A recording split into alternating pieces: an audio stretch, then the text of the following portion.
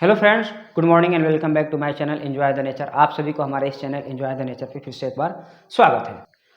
आज की इस वीडियो में हम बात करने वाले हैं कि हम चांद के आखिर एक ही हिस्से को क्यों देख पाते हैं, या यूं कहें तो हम चांद के दूसरे हिस्से को कभी क्यों नहीं देख पाते हैं। क्या रीज़न है कि चांद के हम सिर्फ एक ही हिस्से को देख पाते हैं। और आश्चर्य की बात तो ये है, सबसे बड़ी आश्चर्य तो तब होती है जब हम ये भी जानते हैं कि चांद जो है रोटेट होने के बावजूद भी चांद अपने एक्सिस पे रोटेट हो रहा है, और रोटेशन और साथ साथ अर्थ के चारों ओर रिवॉल्व भी हो रहा है।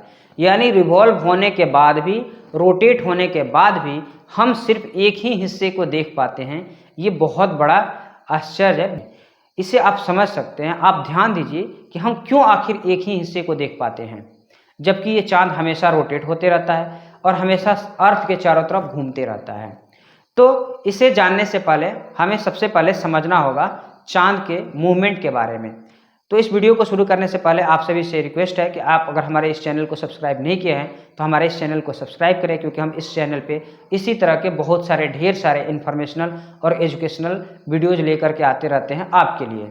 और आप जितना ज़्यादा से ज़्यादा हो सके इस वीडियो को लाइक और शेयर भी करें। तो चलिए शुरू करते हैं हम वीडियो को। यानी हम बात कर रहे थे कि चांद के पास दो तरह के मूवमेंट होते हैं, और ये सिर्फ चांद के पास ही नहीं होता है। हमारे यूनिवर्स के अंदर जितने भी सेलेस्टियल बॉडीज हैं, जितने भी खगोलीय पिंड, आकाशीय पिंड हैं, उन सबके पास दो तरह के मूवमेंट होते हैं। एक तो वो किसी न किसी अन्य पिंड को किसी न किसी दूसरे बॉडीज के चारों तरफ रिवॉल्व होता रहता है, और दूसरा वो अपने एक्सिस पे स्पाइन होता है, लट्टू के तरफ नाचते रहता है। हमारी अर्थ के साथ भी ऐसे ही कुछ होता है। हमारी अर्थ की बात करी जाए तो हमारे अर्थ के पास ये दो तरह के मूवमेंट होते हैं। हमारी अर्थ जो है के पास भी एक रिवॉल्यूशन का मूवमेंट होता है और एक रोटेशन का मूवमेंट होता है। हमारी अर्थ जो है बात करी जाए तो हमारी अर्थ सन के चारों तरफ रिवॉल्व होती है, यानी ये इसका रिवॉल्यूशन जो होता है वो सन के चारों तरफ होता है, और सन के चारों तरफ रिवॉल्व होने की वजह से अर्थ के ऊपर 1 ईयर कंप्लीट होता है और सीजन बदलता रहता है। वहीं अगर बात करी जाए अर्थ के रोटेशन की, तो अर्थ के रोटेट होने की वजह से, अर्थ के रोटेशन की वजह से अर्थ का जो हिस्सा सन के सामने रहता है वहाँ डे होता है, वहाँ लाइट रहता है, और वो लाइट वाला पार्ट डे कहलाता है। और जो पार्ट सन के सामने नहीं होता है, डार्क साइड होता है, वहाँ नाइट पीरियड होता है, नाइट का समय होता है। तो हमारी अर्थ के पास भी इस तरह के दो रोटेशन और रिवोल्यूशन, दो तरह के मूवमेंट होते हैं। लेकिन चांद के पास जो रोटेशन और रिवोल्यूशन होता है वो हमारी अर्थ के रोटेशन और रिवोल्यूशन से कुछ अलग होता है। हमारी अर्थ की रोटेशन और रिवोल्यूशन की पीरियड की बात करी जाए तो हमारे अर्थ को सूरज के चारों तरफ एक रिवोल्यूशन को कंप्लीट करने में लगभग 365 दिन लगता है। अगर एग्जैक्टली बात करी जाए 365 दिन, 5 घंटा 48 मिनट और 46 सेकेंड का समय लगता है। इसे हम लगभग 365 दिन मान लेते हैं। वहीं अगर बात करी जाए अर्थ के रोटेशन की, यानी एक रोटेशन को कंप्लीट करने में अर्थ को 24 आवर्स का समय लग जाता है, 24 घंटा का। और यही रीजन है कि अर्थ के ऊपर 24 घंटा का एक दिन होता है। लेकिन ये अर्थ का जो है अपना रोटेशन और रिवोल्यूशन का जो टाइमिंग है, इससे कहीं मून के रोटेशन और रिवोल्यूशन का जो टाइमिंग होता है वो अलग होता है। मून की जहाँ तक बात करी जाए तो मून का रोटेशन जो होता है वह और रिवोल्यूशन का जो टाइम होता है, यानी मून के जो रोटेशन का टाइम और रिवोल्यूशन का जो टाइमिंग होता है वो दोनों सेम होता है। यानी मून की को अर्थ के चारों तरफ एक रिवोल्यूशन को कंप्लीट करने में जितना टाइम लगता है उतना ही टाइम लगा देता है वो एक रोटेशन को पूरा करने में। यानी मून अर्थ के चारों तरफ रिवोल्यूशन में, अर्थ के चारों तरफ एक चक्कर लगाने में मून जितना समय लगाता है उतना ही समय में वह सिर्फ एक रोटेशन कंप्लीट कर पाता है। और ऐसा सिर्फ हमारे मून के साथ ही नहीं होता, इस तरह का रोटेशन जो होता है वो सारे सैटेलाइट के साथ, नेचुरल सैटेलाइट के साथ यही होता है। तो सारे के सारे सैटेलाइट जो होते हैं, यानी मून इंक्लूडिंग मून, जो अपने रिवोल्यूशन के टाइम के बराबर ही रोटेशन में टाइम लेते हैं, तो इस तरह का रोटेशन को सिंक्रोनस रोटेशन कहा जाता है। यानी एक ऐसा रोटेशन जिसमें कोई सेलेस्टियल बॉडी या कोई सैटेलाइट एक रिवोल्यूशन के टाइम के बराबर टाइम एक रोटेशन को कंप्लीट करने में लगाता है, उस तरह के रोटेशन को सिंक्रोनस रोटेशन कहते हैं। और ये रोटेशन हमारे मून के साथ ही नहीं, यूनिवर्स के अंदर उपस्थित सारे तरह के सभी सैटेलाइट के साथ इसी तरह का रोटेशन होता है। तो चलिए अगर हमारे मून के साथ होता तो हम लोग मान लेते कि चलिए ऐसे हो रहा है, लेकिन सारे सैटेलाइट के साथ किसी एक तरह के रोटेशन पैटर्न का होना ये कोई इत्तेफाक नहीं हो सकता। इसके पीछे कुछ ना कुछ रीजन होगा जिसकी वजह से सारे के सारे सैटेलाइट सिंक्रोनस रोटेशन को फॉलो करने लग रहे हैं। ऐसा क्यों होता है? देखिए, जितने भी सैटेलाइट होते हैं वो कहीं ना कहीं प्लेनेट के काफ़ी करीब होते हैं, यानी सैटेलाइट की जो डिस्टेंस होती है प्लेनेट से बहुत ज़्यादा नहीं होती है।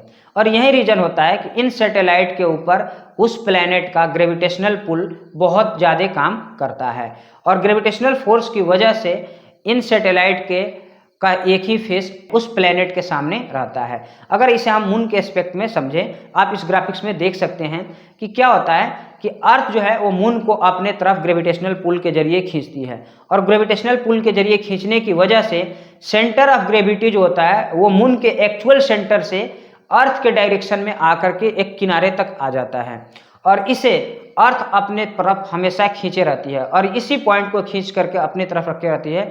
जब वो मून रिवॉल्व कर रहा होता है अर्थ उसको अपनी तरफ खींचती है, और ये जो है सेंटर ऑफ ग्रेविटी जो है वो मून के एक साइड किनारे की तरफ हो जाता है, जिसकी वजह से वही हिस्सा अर्थ के सामने रहता है, जैसे कि आप इस ग्राफिक्स में देख पा रहे हैं।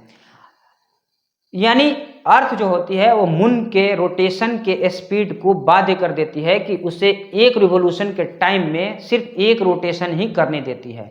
ऐसा इसलिए होता है, अगर मून अपने रोटेशन के स्पीड को कम करता है तो आप देख सकते हैं ये ग्राफिक्स में कैसे दिख रहा है कि सेंटर ऑफ ग्रेविटी जो होती है, सेंटर ऑफ ग्रेविटी इसका जो है चेंज हो जा रहा है, और वहाँ से जैसे ही चेंज हो रहा है तो एक जो ये इमेजिनरी लाइन है जिस लाइन के जरिए अर्थ जो है मून को अपनी तरफ खींच रही है, ये सेंटर ऑफ ग्रेविटी के बेंड होने की वजह से ये लाइन बेंड हो जाती है, जिसे अर्थ होने नहीं देती है, और अर्थ इस लाइन को फिर से अलाइन कर लेती है और फिर से रेक्टिफाई करके इसे फिर सुधार लेती है और ये लाइन स्ट्रेट कर लेती है। और फिर अगर स्पीड अगर बढ़ती है तो भी ये लाइन बेंड होगा, जिसे अर्थ होने नहीं देती है। यही रीजन है कि अर्थ की वजह से ये मून जो है का यही हिस्सा हमेशा अर्थ के सामने रहता है, और अर्थ उसे एक तरह से एक फोर्स से उसे टाई कर लेती है, उसे बांधे हुई रहती है, और इस तरह के जो फोर्स से, जिस फोर्स से उसे बांध कर रखी हुई है, इस तरह के फोर्स, इस तरह के लॉक को टाइडल लॉक कहा जाता है। एक्चुअली ये अर्थ उसे लॉक कर दी होती है कि वह जब भी घूमेगा, जब भी इस अर्थ के चारों तरफ रिवॉल्व होगा, उसका यही हिस्सा लॉक होकर के अर्थ के सामने रहता है। इसे टाइडल लॉक कहा जाता है, और ये सारे सैटेलाइट के साथ यही होता है। उसके प्लैनेट उसे टाइडल लॉक के जरिए अपने तरफ उस पार्ट को खींचे रहते हैं, और यही रीजन होता है कि उसका वही पार्ट हमेशा सामने रहता है। और यही रीजन है कि हम मून के सिर्फ एक ही हिस्से को देख पाते हैं, दूसरे हिस्से को कभी नहीं देख पाते हैं। मून के हम जिस हिस्से को कभी नहीं देख पाते हैं उसे डार्क साइड कहा जाता है। यहाँ आप देख रहे हैं कि अर्थ जो है अपने तरफ उसे खींच कर रख रही है मून को, और इस तरह से ये रोटेट हो करके रिवॉल्व होकर के अर्थ के चारों तरफ रिवॉल्व हो रहा है। तो यहाँ पर एक क्वेश्चन उठता है कि ये चांद जो है अर्थ के तरफ रिवॉल्व तो हो रहा है, अर्थ के चारों ओर अपने ऑर्बिट पे रिवॉल्व तो हो रहा है, लेकिन इसका रोटेशन कहाँ, ये रोटेशन कैसे कर रहा है, कहाँ पर इसका रोटेशन हो ही कहाँ रहा है? तो आप इसे इस ग्राफिक्स के जरिए समझ सकते हैं। तो यहाँ देखिए, जैसे ही मून यहाँ से स्टार्ट कर रहा है, आप यहाँ रेड वाला एरो देख रहे हैं, ये इसके मून के एक्चुअल डायरेक्शन की बात है। ये अर्थ के तरफ मून जो है का ये एरो वाला फेस अर्थ के तरफ है।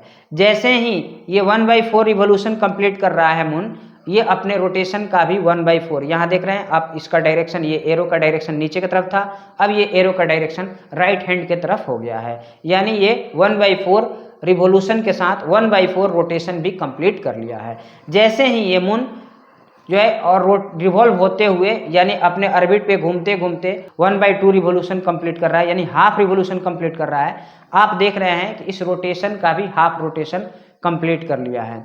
यानी जो डायरेक्शन अब एरो का जो डायरेक्शन राइट हैंड की तरफ था, अब एरो का डायरेक्शन ऊपर की तरफ हो गया है। वहीं जैसे ही ये मून 3/4 रिवोल्यूशन को कंप्लीट कर रहा है, अपने 3/4 रोटेशन को भी कंप्लीट कर रहा है, और आप देख रहे हैं ये एरो, रेड वाला जो एरो है वो अब 3/4 रोटेट होकर के लेफ्ट हैंड के तरफ आ गया है। फिर जैसे ही ये मून पूरा एक कंप्लीट रिवोल्यूशन कंप्लीट कर रहा है, 1 रिवोल्यूशन कंप्लीट कर रहा है, ये रोटेशन का 1 रोटेशन भी कंप्लीट कर रहा है। आप इस एरो को देख रहे हैं कि ये एरो फिर से अपने ओरिजिनल पोजीशन में यानी नीचे की तरफ आ गया है। आप अगर इस एरो पे ध्यान दें तो ये एरो नीचे की तरफ था, फिर दाहिने हुआ, लेफ्ट हुआ और लेफ्ट होने के बाद से फिर ये नीचे की तरफ हो गया। ये एक रोटेशन को रिप्रेजेंट कर रहा है। तो आप इसे समझ गए होंगे कि एक रिवोल्यूशन के साथ साथ सिर्फ एक रोटेशन ही पूरा करता है, और यही रीज़न होती है कि हम उसके सिर्फ एक ही फेस को देख पाते हैं, और हम जिस फेस को, चांद के जिस हिस्से को नहीं देख पाते हैं उसे हम लोग डार्क साइड कहते हैं। आशा करते हैं कि आपको ये वीडियो काफ़ी अच्छा लगा होगा और आपको ये बात समझ में भी आ गई होगी कि हम चांद के सिर्फ एक ही हिस्से को क्यों देख पाते हैं। मिलते हैं इसी तरह के किसी एजुकेशनल और इन्फॉर्मेशनल टॉपिक को लेकर के किसी नेक्स्ट वीडियो में। तब तक के लिए नमस्कार।